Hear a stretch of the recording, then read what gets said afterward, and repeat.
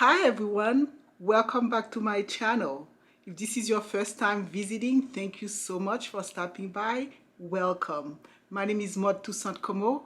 This is the channel where we talk about fragrances and art.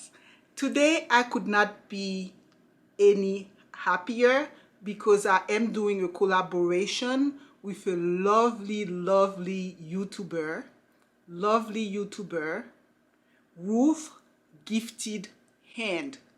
I was just so pleased when she invited me in this collab on probably one of the hardest topic in YouTube land, and it's about roofless fragrances. She actually studied this topic, and there are so many tags on this very topic. I have been enjoying a lot of them, and now she has a collaboration version, and I am just so pleased to participate in this collaboration. The collaboration is when the YouTubers release the video on the topic at the same time. So I am totally looking forward when all these videos are out, including this one. I hope you would enjoy it. So without any further ado, I want to talk about my roofless fragrances. Let's say what I have done. So there are, as I mentioned, a lot of fragrances that are being shown that are roofless, in the sense that they are beast mode, they last, and they're just out there, unapologetic, and in terms of how they show their presence. What I wanted to add to the rooflessness discussion is show fragrances that I think are designed for roofless women. They were inspired some way or the other by a woman that we can arguably say is roofless. So they are inspired by some aspect of rooflessness in a woman. So the first one is, to me, that is a fragrance that is roofless, is Gabrielle Essence.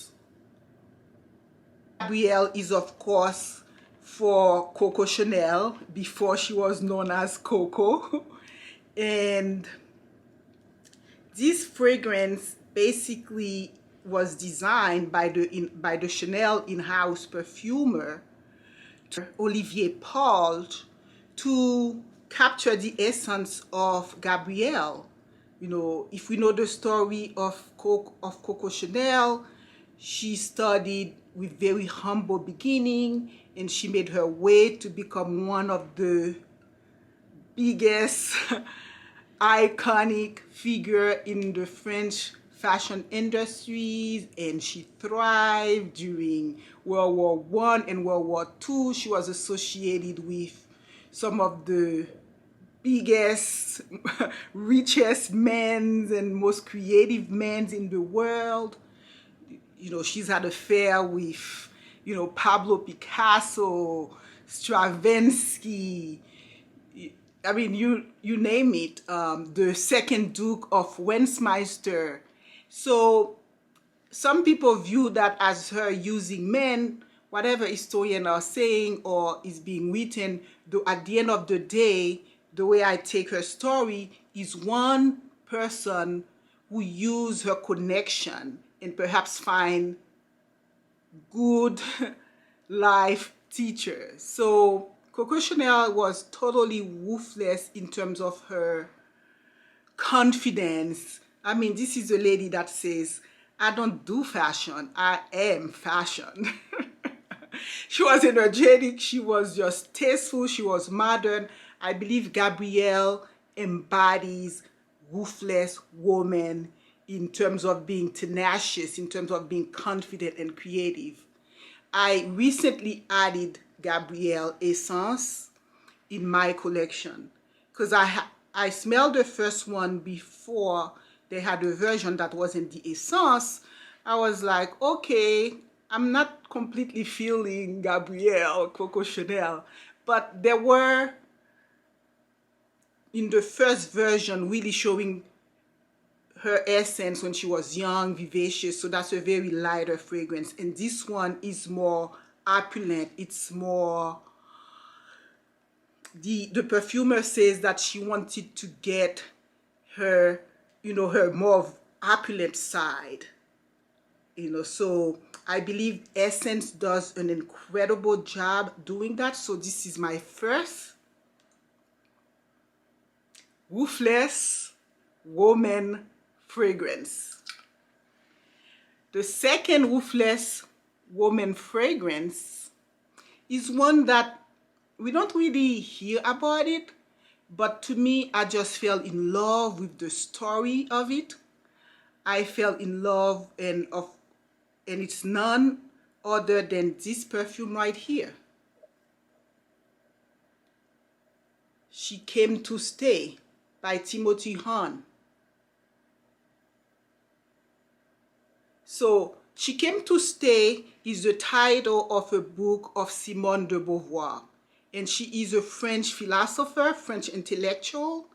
And she is essentially the mother of feminist writing and feminist theory. And the book She Came to Stay is her first novel, but of course she is better known for a book, Second Sex, which is a treatise on women oppressions and, you know, contemporary feminism and the rebellious nature of women just no longer wanted to be dominated or or oppressed. And in this fragrance right here, Timothy tried to capture, you know, the intrigue and the beauty and all the complexity of the philosophical mind of the book She Came to Stay by Simone de Beauvoir. So this fragrance ended up being the ruthless woman that Simone de Beauvoir was. And in terms of her, you know, captivating avant-garde writing as a philosopher and the beauty in which she rendered the writing, although it was just very, very acerbic and specific about the conditions of men and their relationship with women. So I say that She Came to Stay is totally a ruthless woman fragrance. When you first open this fragrance, it's just feel very medicinal because it has the top note of geranium and lemon and basil, and it's just very, very strong. It's just like punches you. There is no question about it. And then the deep down is just this woody labdaman and patchouli and oak moss, and it's as if you are in this cedar wood of forest, and it has vetiver. And the whole thing is just supplemented with crisp lemon. So it ended up being a very, this will be totally edited. So it ended up being a very self-contemplating fragrance. Because even for the ruthless woman, she needs to be self-contemplative. And this is a fragrance that says, I don't want to be bothered with you. Although it's very attractive and pleasant, but it's really a personal fragrance. I wear this fragrance when I am doing my work, I'm doing my business, and I am doing my ruthless, productive thing as a woman. And to me, it's totally deserving of being a ruthless woman fragrance. Third, Eau du Soir. In this captivating bottle right here. Just so beautiful. So Eau du Soir, the perfumer is Isabel Dornado, and this perfume was for a very long time the private scent of the perfumer, who is from a very rich aristocratic family, and they own the house of Sisley. This is a badass woman who I believe even after 80 years old was still the head responsible for the perfume side of the Sisley company. This is a fragrance that is unapologetic in the trail that it leaves, because it's an aldehyde fragrance. It is beautiful, it is opulent, and it is totally ruthless in its opulence, although it's very modern and it's not stuffy. So it has this, I've done a review of this fragrance before. It is centered around, and it's called Eau du Soir because it is centered around this flower called syringa. It is centered around the syringa flower, which is a flower that at night you have butterflies come to pollinate and in Spain. And so this is what this whole fragrance is centered around. It is soapy, it feels luxurious, and as I said, the sillage is just to die for. I wore this fragrance once and someone was like, this is what a woman should smell like when she passes by a man. So that says it all. This is a ruthless woman fragrance. Fourth one is Sofisticana by Antonio Croce, by the house of Antonio Croce. But the perfumer is Paolo Terenzi. What's interesting about this, we are used to a lot of Paolo Terenzi fragrances, but this is totally different. It really was capturing the essence of the different traits of a vibrant, modern woman that is ruthless in terms of her uncompromising beauty and taste. It's very hard for me to wear this fragrance and look like a throb. You want to look beautiful. It's like Kimora Lee said, you want to dress as if you're going to meet your worst enemy. So that's totally ruthless in terms of you want to have your act together, you want to have your things done. It's like Coco Chanel said, she doesn't understand why a woman leave her house without fixing herself, if only out of politeness. You never know, maybe that's the day when she has a date with destiny. So this fragrance makes you feel like you want to be ready to have your date with destiny or to meet your worst enemy. Whatever it is ruthless in its elegance and put togetherness. And that's Sofisticana, which means sophisticated woman. So it's totally my number 4 ruthless woman fragrance. Now let's move to a different set of ruthlessness, a different concept of ruthlessness. Clearly, a ruthless woman is going to exude ruthless sexuality or sensuality. So we have fragrances that are just specialized in capturing this carnal sexual element of ruthless woman, in a sense that a woman who owns her sexuality, who exudes her sexuality in confidence and in taste and beauty. And I have 2 of those fragrances. The first one is a little bit more gentle and the other one is more in your face, because these are like 2 different ways to be sexually ruthless. So this is then my 5th fragrance, and that's Venice, Narcotic Venice by Nasomatto.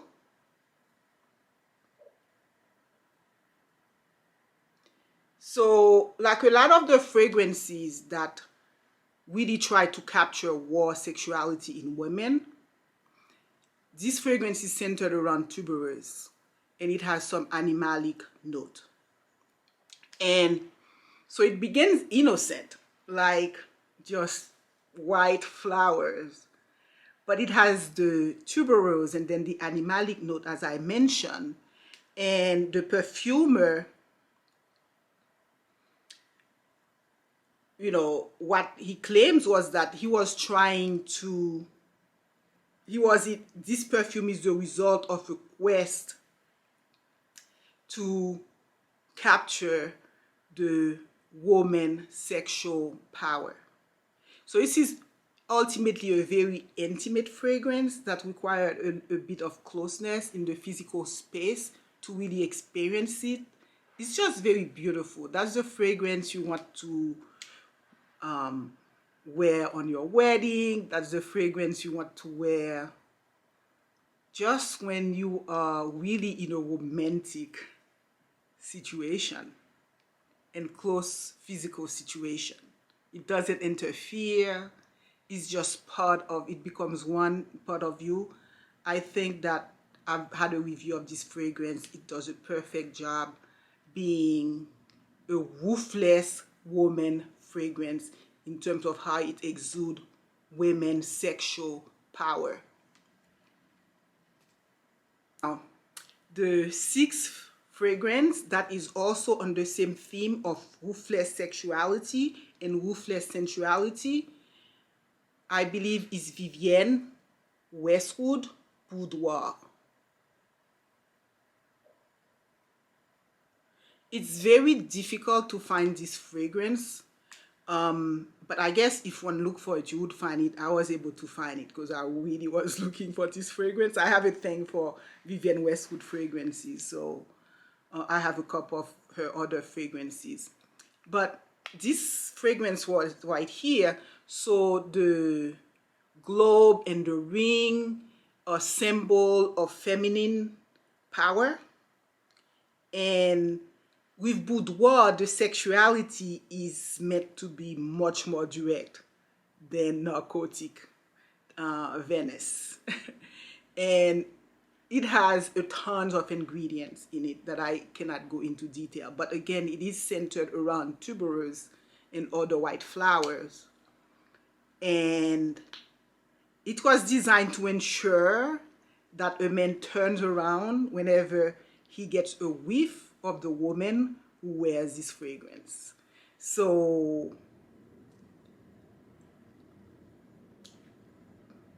I cannot say that I know explicitly from field experimentation, but I just know it's just a very, very beautiful fragrance that makes you feel, if you don't feel like a ruthless woman, and in terms of her sensual and in terms of your sexual femininity and the elegance of it and the beauty of it, with this fragrance, I don't know what else is going to do it. So totally ruthless woman fragrance, Vivienne Westwood Boudoir, and Nasomatto Narcotic V. Those two little gems right here are the little key to the sexual power.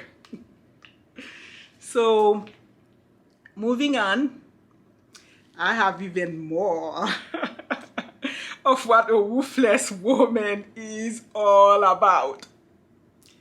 So the next set of fragrances are very interesting because they look very well mannered and gentle, but they are in actuality very little.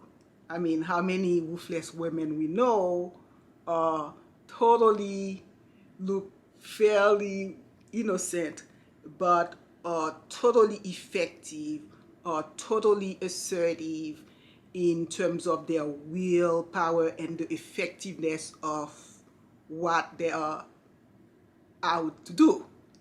And I felt that the next two fragrances do that very, very well. So that's number 7 right here. And it's actually aptly named, and it's by Penhaligon's, and it's aptly named the Ruthless Countess Dorothea. So it is one of those portraits of Penhaligon's.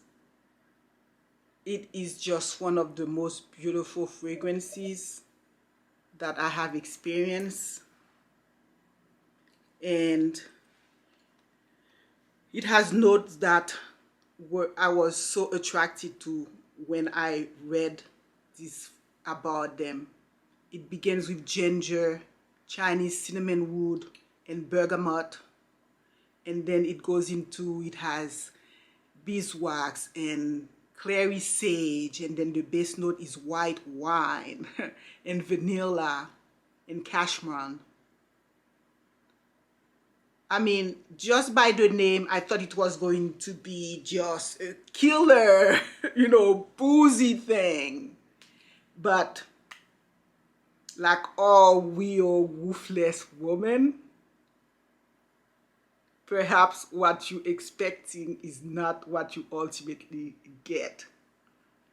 And the character of Ruthless Countess Dorothea may be fictitious, I'm not sure.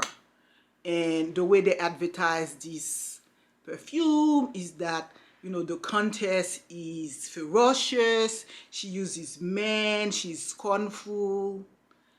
I'm not really sure, you know, the extent to which this marketing works. I mean, but from my perspective, what I think this really works and makes this fragrance ruthless, as I mentioned, is because given the ingredients, you think that it's going to be very aggressive, very crazy, but it opens up so well mannered.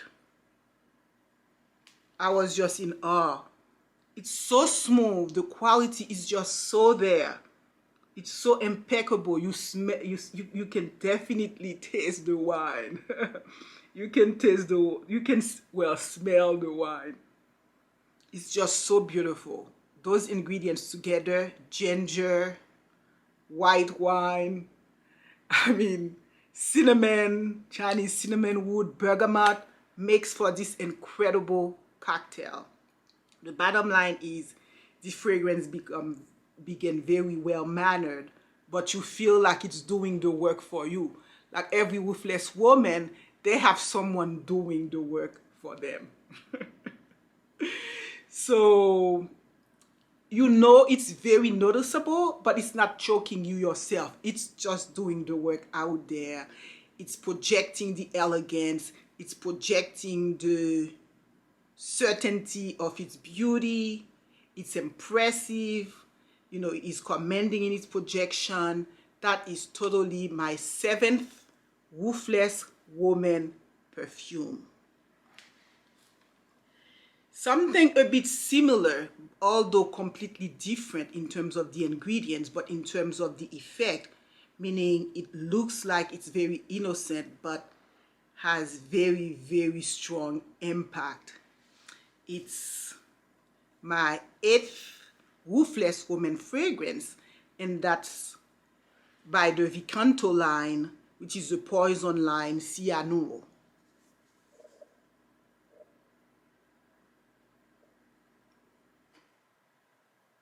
So it's this beautiful velvety bottle, and the nose behind it is Paolo Torenzi, and he is infusing this juice with bizarre effect that only reveals it's themselves after you spray it on. You know, so Cianuro of course means cyanide, and we know that the concept of poison has been used in perfumery to essentially say something that just gets you without you even knowing that it's getting you. So the theme of deadly beauty is really explored in the whole Canto line, and this one to me is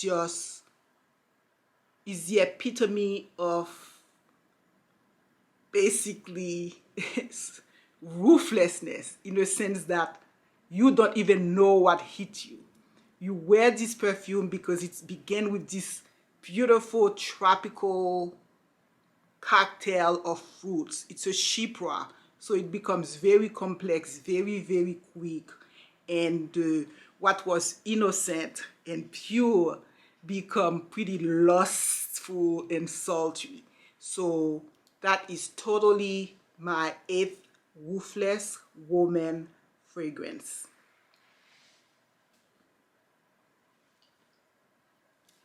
The last two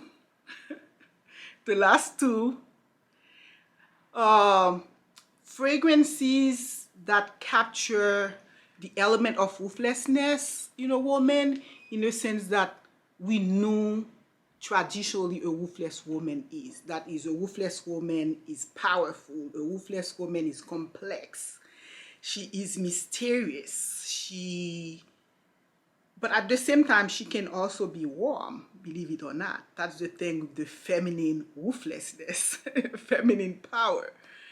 And it can be very powerful, complex, but at the same time, you get the mystery. You may even get some warmth, if not a lot of warmth. And she projects, she is known, she cannot be ignored. She fills up the room. And I think those last two fragrances right here do that totally. So this one, Erea by Bvlgari. That's the private, sort of more exclusive line of Bvlgari. It's from Bvlgari Le Gemme. And I have a review of this fragrance, but I want to underline how much of this particular one in my collection is totally a ruthless woman fragrance. When I first smelled this fragrance and wore it, I was like, what the heck? It totally reminded me of a certain woman vice president. I was like, if I am playing Saint Me with that woman, this is the fragrance I'm going to say that she smells like. This is the fragrance for me, for the woman who is just the ultimate boss lady. She is the president of her country. She is the prime minister of the country. She is the vice president of her country. I am not kidding. This is a fragrance to me that is so tenacious and so mysterious. I mean, the whole inspiration is from, long time ago. It's an Oriental fragrance, so that's where all the mystery comes. And then the spice, so it has cardamom, it has frankincense, and it has vanilla essence.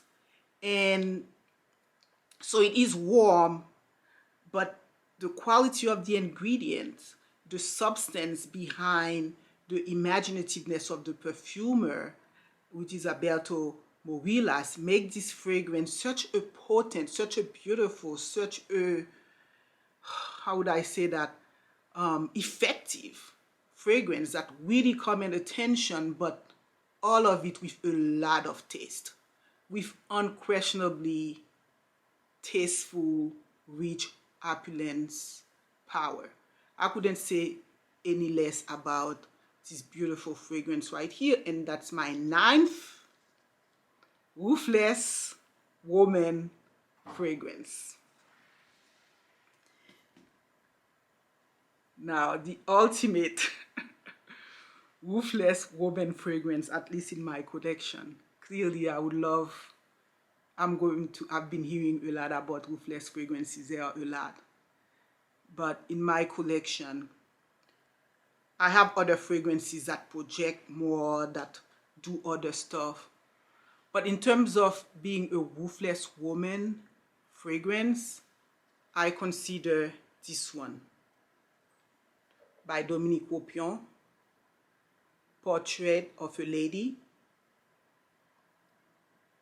to be the ultimate roofless woman fragrance. I have my joke about this fragrance, but my husband has, when I wore this fragrance, he was like, when I wore this fragrance, he was just like goofing off with me and was like, what type of voodoo love potion are you wearing? This thing smell fresh. This thing smell expensive. I'm like, wow. I'm glad you know that because it's an expensive fragrance. I didn't say that. I said nothing. But I'm sure he's going to find out in the video about what fragrance he was so enamored with. So that's Portrait of a Lady. This is the ultimate roofless woman fragrance. I mean, we know, it's by Dominique Wopion. All the Frederic Moore fragrances honor the perfumers, put their name on them. And this is a fragrance that is actually after the heroine of Henry James' book, Isabel Archer. And the book is about love, it's about intrigue, betrayal. It's a timeless, multi-layered and profound and moving mirror of the human conditions, and Dominique Wopion captures all that. I mean, every bottle have 4,000 roses in it. So this is 4,000 roses that I'm holding. This is a Mille et une nuits, 1,001 night, exotic beauty, opulence. Interestingly, for me, it also smells pretty masculine, but we all know that the roofless woman is going to have a lot of masculinity in him. So when we think about the word, the name Portrait of a Lady, one would think it's something frail and fragile. No, clearly, this is not what a lady is about. A lady is a roofless lady is about, the accord in this fragrance, which are cinnamon, spice, sandalwood, patchouli, musk, which is just very sensual, and frankincense, which is just very spiritual, and then of course the rose. This fragrance is in its sensual beauty. I mean, it worked on my husband. It attracts people like magnet. And it's just a classic. I couldn't say any less about it. So this is my very final,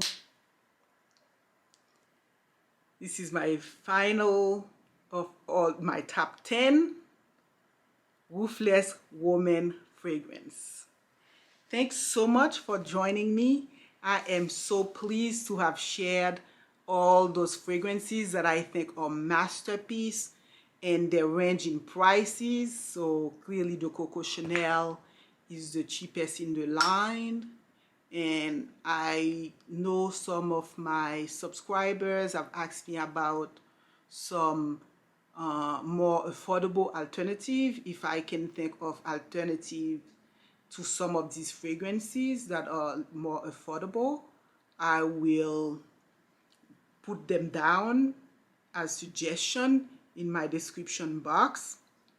So because I kind of like the stories behind perfumes, a lot of the perfumes that I show here are sort of niche, and therefore they tend to be a bit more expensive, but there are some potential alternatives that I'm hoping to find that I would put as suggestions. And I am just so pleased that you joined me, and I am just really looking forward to seeing all the other videos in this collab. and I am so extremely thrilled that Roof invited me to be part of this collab. I am relatively new on YouTube, so this type of collaboration really warmed my heart. So I really thank her for welcoming me and just collaborating with me and making this community much more fun and informative and interesting. So please comment. I know I should have said that perhaps in the beginning, but please comment, and I really welcome that. And I would of course appreciate your like and or your reaction to this video. And I'm definitely looking forward to hearing if you think that those perfumes are deemed roofless women fragrances in all the complexity of rooflessness of women, from being just ruthlessly creative like Coco Chanel to being just ruthlessly dressing for any or one or no occasion, or to being ruthlessly assertive and just all of it powerful, like a woman vice president, a woman president. It's all part of the characteristics of ruthless women.